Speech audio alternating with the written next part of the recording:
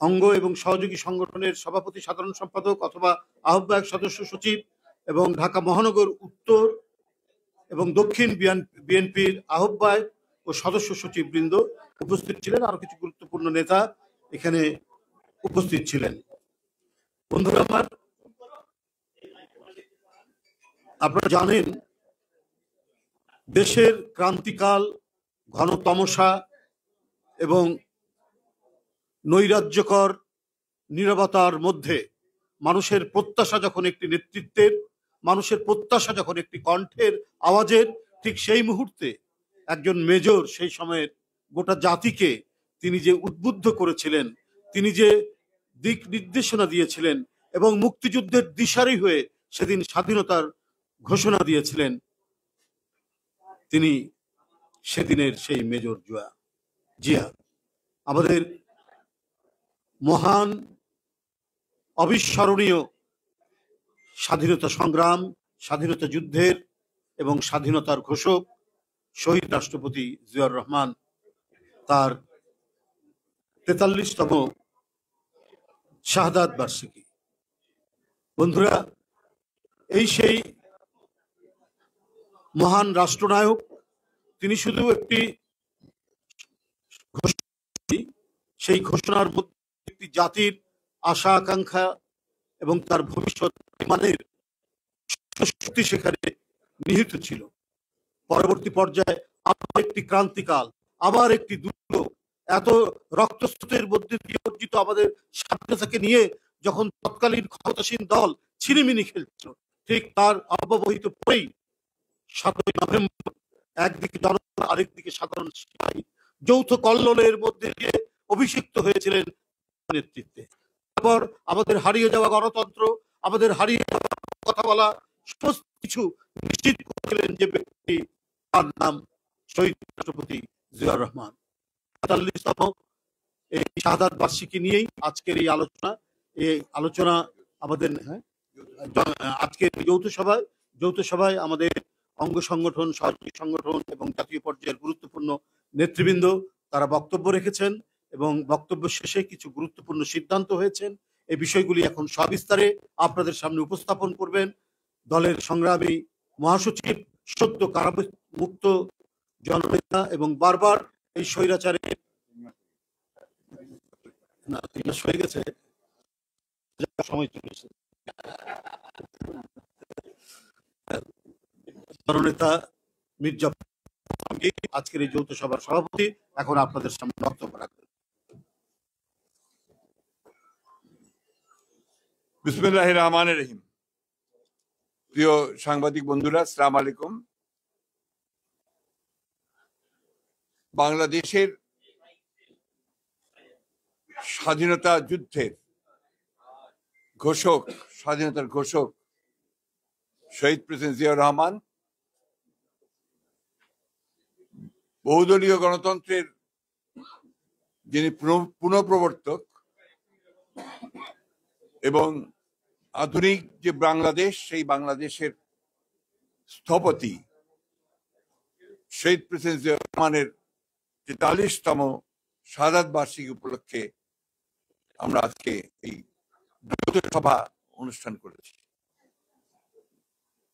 শহীদ president Ziaur Rahman বাংলাদেশের রাজনীতির ইতিহাসে শুধু একজন ব্যক্তি ছিলেন না, বা শুধু একজন প্রেসিডেন্ট ছিলেন না, তিনি ছিলেন এক অনন্য নেতৃত্ব এবং তার নেতৃত্বের কারণেই, তার সঠিক সিদ্ধান্তের কারণেই বাংলাদেশের মুক্তিযুদ্ধ শুরু হয়েছিল।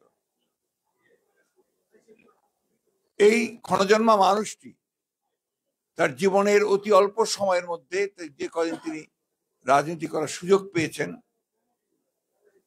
সে অল্প সময়ের মধ্যেই গোটা বাংলাদেশের চেহারা তিনি বদলে দিয়েছিলেন। তিনি একটা আবদ্ধ, ভ্রান্ত সমাজতান্ত্রিক রাজনীতির যে ব্যবস্থা, সেই ব্যবস্থা থেকে, যে রাষ্ট্র কাঠামো, সেই ব্যবস্থা থেকে তিনি বাংলাদেশে একটা মুক্ত সমাজ, গণতান্ত্রিক সমাজ ব্যবস্থা প্রতিষ্ঠা করবার সূচনা করেছিলেন।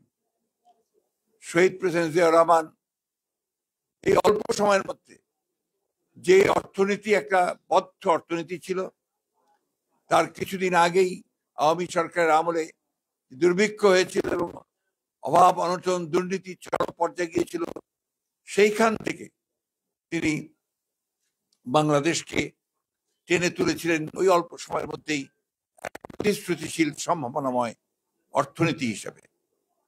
তিনি সেই আবদ্ধ সমাজতান্ত্রিক ধারণা থেকে বাংলাদেশকে একটা মিশ্র অর্থনীতি এবং মুক্ত অর্থনীতি নিয়ে এসেছে। এই কারণেই বাংলাদেশের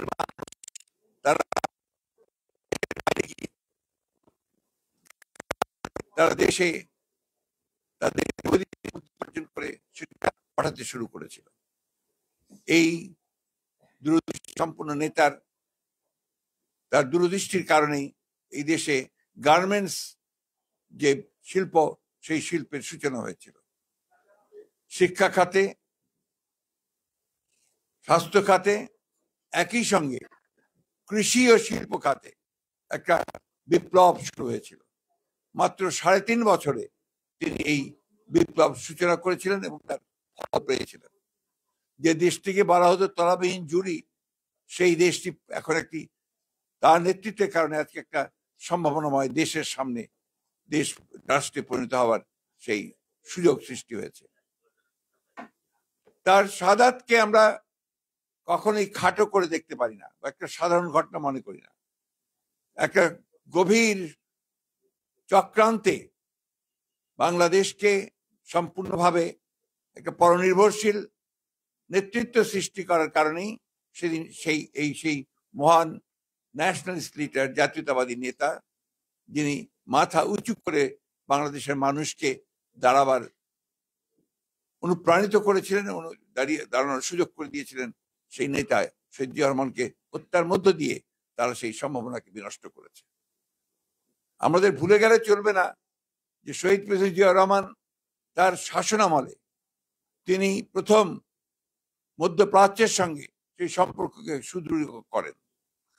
তার চীনের সঙ্গে তার সম্পর্ক আবার নতুন করে স্থাপিত হয় এবং সেই সম্পর্ক পরবর্তীকালে বাংলাদেশের অর্থনীতিতে অনেক বড় অবদান রাখে। তিনি একদিকে পশ্চিমা বিশ্ব, অন্যদিকে এবং প্রাচ্যের একটা নিজস্ব সম্পর্ক তৈরি করেছিলেন। এটা শহীদ প্রেসিডেন্ট জিয়া রহমানের দ্বারাই সম্ভব হয়েছিল। আমাদের এখনো মনে আছে যে শহীদ প্রেসিডেন্ট জিয়া রহমান এখন অতি অল্প সময়ের মধ্যে গোটা বিশ্ব রাজনীতিতে একটা অবস্থান করে নিয়েছিলেন, যার ফলে তাকে ইরান ইরাকের যে যুদ্ধ, সেই যুদ্ধের মধ্যস্থতাকারী হিসাবে তাকে সেদিন দায়িত্ব দেওয়া হয়েছিল। একই সঙ্গে আপনি যদি আজকে হজ করতে যান তাহলে দেখবেন যে সৌদি আরবে সেই আরাফাতের ময়দানের পাশেই সেই যে গাছগুলো, নিম গাছ, যেটাকে সৌদিরা বলে যে জিয়া গাছ, সেই জিয়া গাছ আজকে সমস্ত ওই সৌদি আরবে এখন ছড়িয়ে পড়েছে। আমেরিকাতে প্রেসিডেন্ট জিয়ার নামে শিকাগো শহরে রাস্তার নাম দেওয়া হয়েছিল। তুরস্কে প্রেসিডেন্ট জিয়া রহমানের সময় রাস্তার নাম দেওয়া হয়েছিল। এখানে প্যালেস্টাইনের নেতা ইয়াসির আরাফাত তিনি ঢাকায় এসেছিলেন। কিউবার ক্যাস্ট্রোর সঙ্গে যে সৌহার্দ্যপূর্ণ সম্পর্ক স্থাপন হয়েছিল, এই বিষয়গুলো আমরা কখনোই ভুলে যেতে পারি না। আজকের যারা শাসক গোষ্ঠী দখল করে ক্ষমতা দখল করে আছে, যারা প্রেসিডেন্ট জিয়া রহমানের নামটাকে মুছে ফেলতে চায়, ইতিহাস থেকে মুছে ফেলতে চায় এবং তাকে একটা খলনায়ককে পরিণত করবার জন্য তারা সেই তাদের কাজ তারা শুরু করেছে। একেবারে প্রাথমিক স্কুলের প্রাথমিক পর্যায় থেকে শুরু করে সব জায়গায় তারা একই ধরনের কথা বলছে। ইতিহাসকে বিকৃত করা হচ্ছে।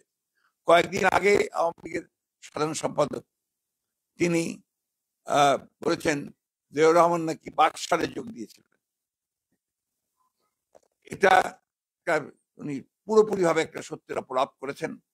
মেজর হাফিজ, যিনি তার ওই সময়ে সহকর্মী ছিলেন, তিনি আমাকে বলেছেন যে একটা সম্পূর্ণ মিথ্যা কথা, জিয়াউর রহমান সাহেব বাকশালে এই আপনার ভিন্ন করতে চায়। সাংবাদিক বন্ধুগণ, এটা কিন্তু কোনো বিচ্ছিন্ন ঘটনা নয়। বাংলাদেশের যে সামগ্রিক চিত্র, সেই চিত্রতে দেখা যাবে যে জিয়াউর রহমান ছিলেন সেই নেতা যিনি দেশকে একটা ভয়াবহ বিপর্যয় থেকে রক্ষা করে গোটা জাতিকে, বিভক্ত জাতিকে ঐক্যবদ্ধ করে মাথা উঁচু করে দাঁড়াবার একটা নেতৃত্ব দিয়েছিলেন। তিনি সেই নেতা যিনি বাংলাদেশকে বিশ্ব দরবারে একটা মর্যাদার আসনে প্রতিষ্ঠা করতে সক্ষম হয়েছিলেন। বহুদলীয় রাজনীতি প্রবর্তন করছেন, যেটা আজকের প্রেক্ষিতে সবচেয়ে গুরুত্বপূর্ণ। গণতন্ত্রের কথা বলে বলে তারা গণতন্ত্রকে ধ্বংস করেছে বরাবর। সামরিক করতে হবে, তিনি বহুদলীয় গণতন্ত্র প্রবর্তন করেছিলেন এবং তারপরে তারই উত্তরসূরি দেশনেত্রী Begum Khaleda Zia parliamentary form of government নিয়ে এসেছিলেন। এগুলো হচ্ছে বাস্তবতা, সেগুলোকে তারা পুরো স্বীকার করতে চায়। কিন্তু আমরাই একথা দৃঢ় কণ্ঠে বলতে চাই যে প্রেসিডেন্ট জিয়া গণতন্ত্রের সূচনা করেছিলেন হারিয়ে যাওয়া, এবং তারই আমরা সেই গণতন্ত্রের প্রাতিষ্ঠানিক রূপ দেওয়া শুরু হয়েছিল। আজকে বাংলাদেশে যে ভয়াবহ অবস্থা সৃষ্টি হয়েছে, তার প্রেক্ষিতে প্রেসিডেন্ট জিয়াকে বারবার আমাদের স্মরণ করতে হবে, তাকে অনুসরণ করতে হবে। আজকে বাংলাদেশেই দেখুন কত বড় লজ্জার কথা, সেম আজকে সাবেক সেনা প্রধানকে আমেরিকা থেকে স্যাংশন দেওয়া হয়েছে, যেটা আমাদের জন্য, জাতির জন্য অত্যন্ত লজ্জাকর। যেটা দায়ীকে দায়ী সম্পূর্ণ হয় সরকার, এই সরকার, শাসক গোষ্ঠী, তারা সেনাবাহিনীকে অন্যায়ভাবে ব্যবহার করার চেষ্টা করার কারণেই আজকে এই ঘটনাটা ঘটেছে। আজকে অনেকবারই বলা হয়েছে, বিভিন্ন খান থেকে বলা হয়েছে, মিডিয়াগুলো থেকে বলা হয়েছিল, বিশেষ করে বাইরের মিডিয়াগুলো থেকে, এই সেনাবাহিনী প্রধান আজিজের কথা, কিন্তু সরকার সেই ব্যাপারে কোনো ব্যবস্থা তা নয়, এখনো বলছে। সেটা হচ্ছে যেটা কি আপনার রাজনৈতিক কথাবার্তা, আপনার সম্পূর্ণ ধ্বংস দেওয়া, তার অনারকে কেড়ে নেওয়া, এটার অধিকার নেই। একটা আইন হচ্ছে ভরসার স্তর প্রতিষ্ঠান, সেই সেনাকে আজকে যদি এইভাবে তাদের কারণে, সরকারের কারণে প্রতিবন্ধ করা হয়, সেটা কখনোই এদেশের মানুষ মেনে নেবে না। গতকাল আপনার ঢাকা বিশ্ববিদ্যালয়ে রনির গাড়িতে হামলা হয়েছে। কেন? কারণ একটাই, যে গোলাম মোল্লা রনি তার বিভিন্ন বক্তব্য দিয়ে সরকার সমালোচনা করে। অর্থাৎ সমালোচনা করা যাবে না, একজন সাবেক সংসদ সদস্য, জনপ্রিয় একজন নেতা, তারকে তারা সেই ঢাকা বিশ্ববিদ্যালয়ের মধ্যে থেকে আক্রমণ করেছে হত্যার উদ্দেশ্যে। একইভাবে আমাদের দলের সাবেক সভাপতি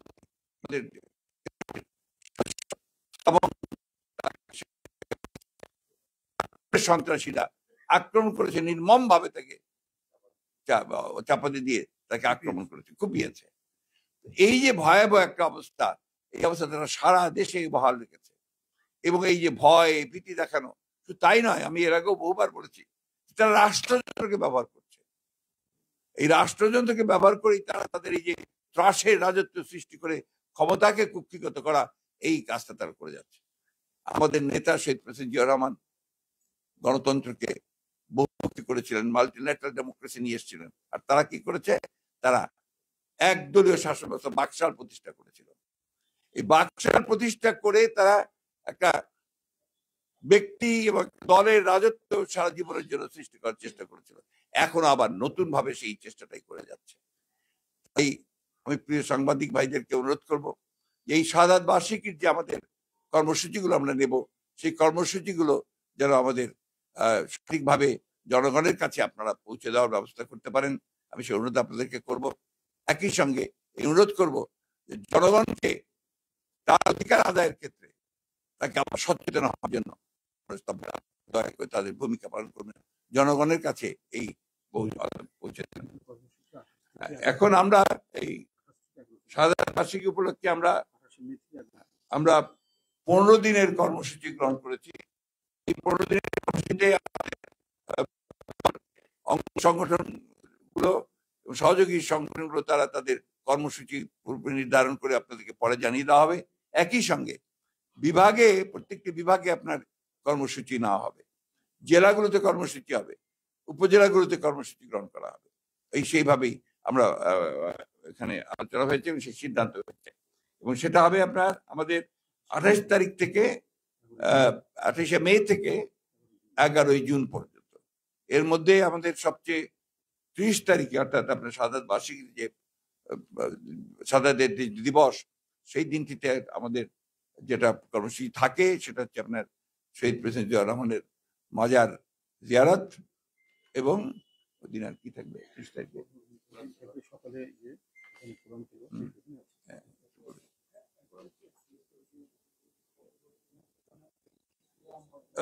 ইতিমধ্যে এই পোস্টার প্রকাশ করা হচ্ছে আমাদের মূল দল এবং অন্যান্য আপনার অঙ্গ সংগঠনগুলোর পক্ষ থেকে, এবং সংবাদপত্র, অনলাইন পত্রিকা, ক্রয়পত্র ছাপানো হবে, অঙ্গ উদ্যোগে আলোচনা পোস্টার হবে। আর আপনার 30শে মেতে সকাল 6টায় নয়াপল্টনের কেন্দ্রীয় কার্যালয়ে এবং সমস্ত জেলাগুলোর কার্যালয়ে দলীয় পতাকা অর্ধনমিতকরণ ও কালো পতাকা উত্তোলন করা হবে। সকাল 10:30টায় দলের নেতৃত্ববৃন্দ সহ সকল পর্যায়ের নেতারা শহীদ জিয়াউর রহমানের বীরত্তমের যে মাজার, সেই মাজারে তারা পুষ্প অর্পণ করবেন এবং ওখানে জিয়ারত করবেন, এবং সেখানে ওলামা দলের উদ্যোগে মাজার প্রাঙ্গণে দোয়া মাহফিলে শরীক হবেন। সকাল থেকে নয়াপল্টন বিএনপি কার্যালয়ের সম্মুখে ড্যাবের উদ্যোগে ফ্রি মেডিকেল ক্যাম্প ও বিনামূল্যে চিকিৎসা সেবা প্রদান করা হবে। এরপরে আমাদের মহানগর উত্তর ও দক্ষিণের উদ্যোগে আপনার দুস্থদের মাঝে আপনার রান্না করা খাবার এবং অথবা কাপড়, খাদ্য সামগ্রী, এগুলো আপনার বিলি করা হবে। এই দিবস উপলক্ষে ছাত্র দলের উদ্যোগে জাতীয় প্রেস ক্লাবে সারাদিন ব্যাপী আলোকচিত্র প্রদর্শনী, প্রেস ক্লাব না পাওয়া গেলে অন্য কোনো জায়গায় এটা করা হবে। হ্যাঁ, আর 31 তারিখে আপনার গণদোয়া হবে আমাদের এই পার্টি অফিসের সামনে বা জুমা। আমি অনুরোধ করব যে এখানে আমাদের সংগঠনের প্রত্যেকটি সদস্য, আমাদের জনগণকে যেন সেখানে উপস্থিত হয়, সেভাবে আমি আহ্বান জানাচ্ছি। হ্যাঁ, আচ্ছা, এইগুলো আপনারা, আমি যেটা বলেছি যে আমাদের অঙ্গ সংগঠনগুলো, অন্যান্য সংগঠনগুলো আপনার এই কর্মসূচিগুলো তারা আমাদের দপ্তরের সঙ্গে বসে চূড়ান্ত কর্মসূচি গ্রহণ করবে। অনুরূপ ভাবে বিএনপি শহীদ জিয়াউর রহমানের 43তম শাহাদাত বার্ষিকী উপলক্ষে সারা দেশে জেলা ও মহানগরী সহ সকল ইউনিট এবং উক্ত ইউনিট সমূহের অধীনস্থ সকল ইউনিট কার্যালয়ে 30 মে ভোর 6টায় সকাল পতাকা অর্ধনমিতকরণ ও কালো পতাকা উত্তোলন নিজ নিজ এলাকার সুবিধা অনুযায়ী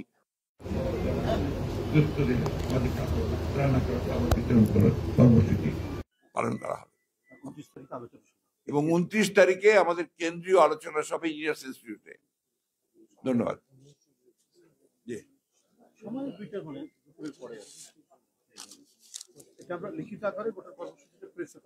এটা পুরো কর্মসূচিটা প্রেসে যাবে এবং বিবৃতিগুলো যাবে।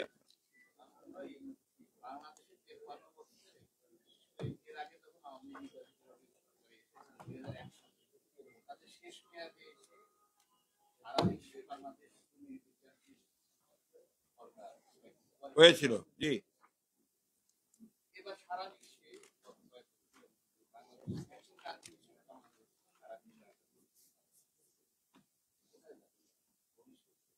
বাংলাদেশের ভবিষ্যৎ যেটা আপনার, আমরা মনে করি যে এটা অবশ্যই একটা ভালো ভবিষ্যৎ আছে। বাংলাদেশের জনগণ তো কখনো পরাজয় স্বীকার করে না। আজকে এই শাসক গোষ্ঠী আওয়ামী লীগ তারা পরিকল্পিতভাবে বাংলাদেশকে একটা ব্যর্থ রাষ্ট্রে পরিণত করার চেষ্টা করছে, এবং আজকে আন্তর্জাতিক বিশ্বে বাংলাদেশের যে গণতন্ত্রের সূচকে যে অবস্থানে গিয়ে পৌঁছেছে, আপনার দুর্নীতির ব্যাপারে যে অবস্থানে গিয়ে পৌঁছেছে, সেটা অত্যন্ত ন্যাক্কারজনক এবং দুঃখজনক। দেশের মাথা নিচু হয়ে আসে, কিন্তু বাংলাদেশের জনগণ আন্দোলনের মধ্যে এদেরকে পরাজিত করে নিঃসন্দেহে একটা জনগণের সরকার প্রতিষ্ঠা করবে এবং জনগণের যে সুশাসন সেই ব্যবস্থা তারা করবে। জি বলেন।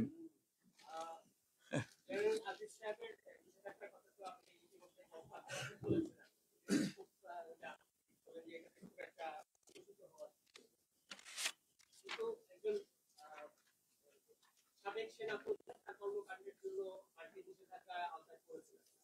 যেটা বর্তমানে যারা রয়েছে, আপনি নিশ্চয়ই দেখেছেন যে গতকালকে ডয়চে ভেলের একটি রিপোর্ট এসেছে বাংলাদেশের এই বাহিনীগুলো, বিশেষ করে র্যাব কিভাবে মানবাধিকার লঙ্ঘন করছে, বিচার বহির্ভূত হত্যাকাণ্ডের সঙ্গে জড়িত, এবং তারা সেই অফিসারগুলো আবার শান্তিরক্ষা মিশনে তারা অংশ নিচ্ছে, এইটা নিয়ে তারা প্রশ্ন তুলেছে। তো এই সাবেক সেনা প্রধানের নিষেধাজ্ঞা কি বর্তমানে যারা সার্ভিং আছে তাদের জন্য কোনো ধরনের লেসন কিনা, শিক্ষা কিনা, এটা থেকে তারা আসলে কোনো শিক্ষা নিতে পারে? আমরা তো দেখলাম র্যাবের যে সমস্ত কর্মকর্তার উপরে আপনার নিষেধাজ্ঞা আসলো, তারা তো কোনো শিক্ষা নিলেন না। এবং আপনার পুলিশ বাহিনীর তারা আইজিও হলেন, তাদের মধ্যে একজন আপনার আইজিও হয়ে গেলেন, এখন বোধহয় আইজি আছেন। তো ওটা কতটুকু ইম্প্যাক্ট প্রভাব এদের উপরে পড়ে এটা আমার ধারণা নাই। এই জন্য নাই যে এই ধরনের সরকারগুলো যারা আপনার গায়ের জোরে দখল করে রাষ্ট্রকে ব্যবহার করে, এই বাহিনীগুলোকে ব্যবহার করে ক্ষমতায় টিকে থাকে, তারা তাদের ক্ষমতায় থাকাটাকে চূড়ান্ত করবার লক্ষ্যে তারা এই বাহিনীগুলোকে এইভাবে ব্যবহার করে। এটা বাংলাদেশের জন্য তো আমি আগে বললামই এখন আপনার, যে এটা একটা চরম একটা দুর্ভাগ্য, আনফরচুনেট শুধু নয়, এটা লজ্জার কথা, এটা সেম। কিন্তু এখান থেকে তো আমাদের বেরিয়ে আসতে হবে। কি দায়ী তো সরকার, সেটা তো বললামই। আমি আগেই বলেছি এটার জন্য দায়ী সম্পূর্ণ হবে এই শাসক গোষ্ঠী সরকার, তারাই তাদেরকে কাজে ব্যবহার করেছে। সেই জন্যই আপনারা এদেরকে সরিয়ে দেওয়া ছাড়া, জনগণের সরকার প্রতিষ্ঠা ছাড়া কোনো বিকল্প নেই, এটাই একমাত্র পথ। উপজেলা ইলেকশন হয়ে গেল, তারপর একটা নির্বাচন হয়ে গেল, দেখেছেন সমস্ত গণমাধ্যমে এসছে কেন্দ্রগুলো ছিল এখন ভোটার শূন্য কেন্দ্রগুলো ছিল, তারপরেও দেখানো হয়েছে 30% করে করেছে। এই দুই দফা ইলেকশন নিয়ে আসলে এই ইলেকশনটা নিয়ে আমি তো জনগণের মধ্যে কোনো আপনার মানে প্রতিক্রিয়া দেখে কোনো কেউ লক্ষ্য করছে না যে কোথাও ইলেকশন হচ্ছে, এটা আপনার কোথাও দেখছি না। এবং এই আপনারা এই মিডিয়ার কিছু কিছু দেখছি আমরা প্রত্যেকদিন দেখার চেষ্টা করছি, ইলেকট্রনিক মিডিয়া, এছাড়া কিন্তু জনগণের কোথাও আপনি এটা নিয়ে কোনো কথাবার্তাও নেই, কোনো আলোচনা নেই। কারণ ইলেকশন ব্যবস্থাটার উপরে মানুষ আস্থা চলে গেছে, ওটা এই সরকার সেটা করেছে এবং সাকসেসফুলি করেছে। এই জায়গাগুলোকে তো আমাদেরকে রিকভার করতে হবে। আজকে দুর্ভাগ্য আমাদের, আমরা দেখি খুব কষ্ট হয়, আপনারা কিছু করবেন না আপনারা, আমাদের কিছু কিছু মিডিয়া আছেন যারা সরকার সমালোচনা করেন না, ভয়ে করেন না, অথবা আপনার বিভিন্ন কারণে করেন না, বিএনপির সমালোচনা করতে তারা একেবারে সিদ্ধহস্ত, খুঁজে খুঁজে বার করছেন কোথায় কি প্রবলেম আছে না আছে। জাতির সামনে কিন্তু সেটা কোনো সমস্যা না, কোনো সমস্যা এই সরকার, এই শাসক গোষ্ঠী। এখানে কিন্তু আমি মনে করি এটা কোনো আপনার হাস্যকর নয়। আমার গোটা জাতি আজকে ধ্বংস হয়ে যাচ্ছে, গোটা জাতির আত্মা তারা ধ্বংস করে দিয়েছে, এটাকে বিক্রি করে দিয়েছে দেশটাকে, এবং এটা একটা পরনির্ভরশীল নতজানু রাষ্ট্রে পরিণত হচ্ছে।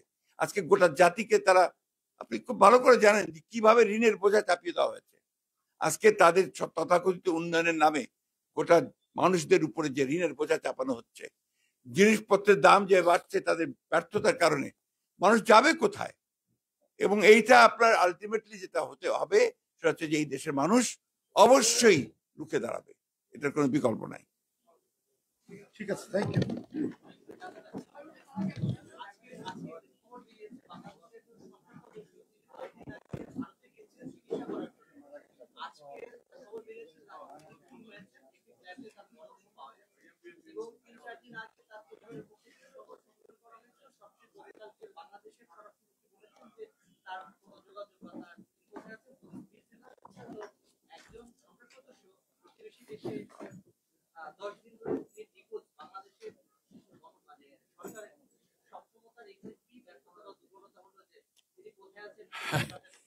আপনারা এখনো কি এই সরকারের সক্ষমতা দেখেন? এইসব মানে একটা আইনের শাসন প্রতিষ্ঠার ক্ষেত্রে, নাগরিকদের অধিকার প্রতিষ্ঠার ক্ষেত্রে, বাংলাদেশের সাধারণ নাগরিক নয়, একজন তাদের তথাকথিত সংসদ সদস্য বিদেশে গিয়ে নিখোঁজ হয়ে গেলেন, তার কোনো খবর তারা দিতে পারলেন না পারলেন বাংলাদেশ সরকার, না পারলেন বন্ধু রাষ্ট্র তাদের ভারত।